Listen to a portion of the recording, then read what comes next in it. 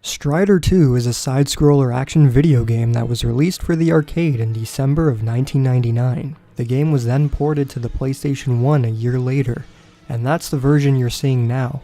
Strider 2 is a sequel to the original Strider, which was also released for the arcade back in 1989. Since Strider 2 emphasizes gameplay over plot, there's not much of a story here. The game takes place 2,000 years after the original Strider. An evil sorcerer dictator known only as the Grandmaster has used his powerful magic to take over the world. He has rallied with him an army of powerful evildoers who carry out his orders. But with the rise of the Grandmaster, a young hero has also emerged named Hiru.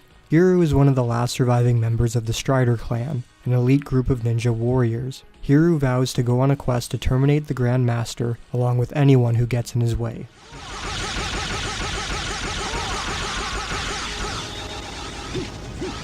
The gameplay of Strider 2 is extremely fast-paced. Once you're in the menu, you have the option to choose what missions you want to play. The first 3 can be played out of any order you want. Each mission is comprised with several scenes or submissions. Scenes are all timed, requiring you to beat them in just a couple minutes. This encourages the frenetic gameplay. In total, it only takes about 7 minutes to complete a mission, but they can be replayed at any time in case you want to increase your overall grade. Grades can be increased by speedrunning the missions, dying less, and racking up as many kills as possible. The combat of Strider 2 is very straightforward. Literally.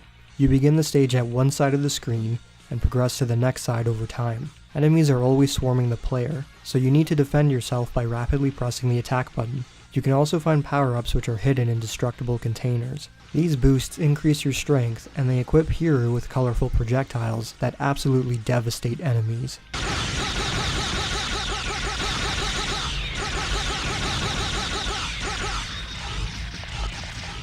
Traversal plays a big part in the game too. You're always climbing walls, dashing away from explosions, and sliding beneath enemies. Big red arrows appear on screen occasionally, and they ensure that you're always moving from one point to the next. The highlights of the game are definitely the boss fights. Bosses usually come in the form of giant monsters, but they can also be regular-sized characters with special abilities. Sometimes they have a set of weak points that you need to take out, and other times you just have to avoid their attacks and bring the damage.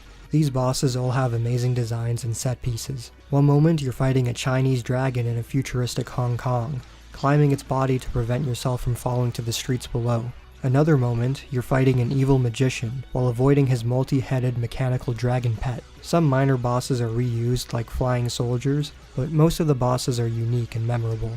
They're either a giant combination of flesh and machine, or a mutated monstrosity. All of them are very imaginative.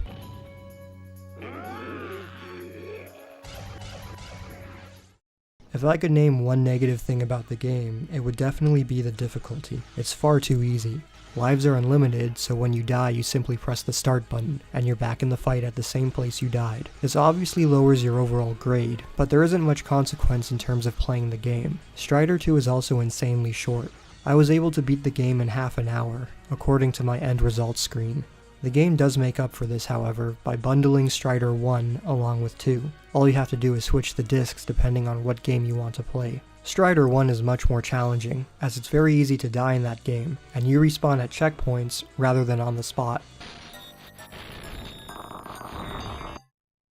Strider 2 looks awesome. Hero himself is rendered as a 2D sprite, along with some of the more human characters, but the environments and boss monsters are all rendered in 3D.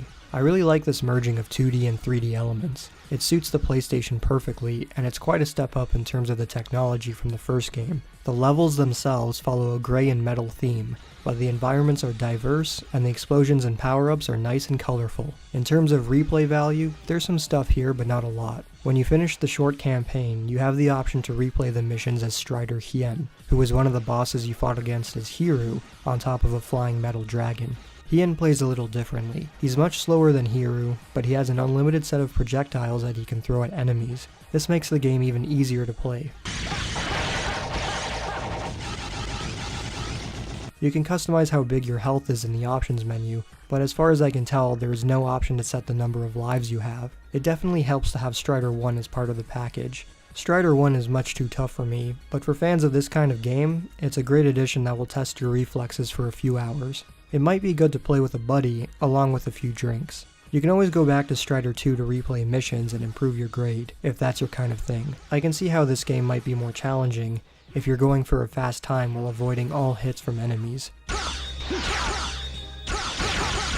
In conclusion, Strider 2 is a lot of fun to play. The action is kinetic, flashy, and very arcadey. I can see both Strider games being really fun to play with a friend, just to discover the interesting bosses together. Strider 2 is also a good game for fans of the genre, and for collectors. Physical copies go for quite a bit, however. Last I checked, the average price is $100. You can, however, purchase the game on the PS3's digital store for $5.99. This version also comes with Strider 1, so it's very cost effective. If you're in the mood for a side-scrolling action game, then Strider 2 might be a good option. It may not be difficult, but the action is fun, and the presentation is stellar.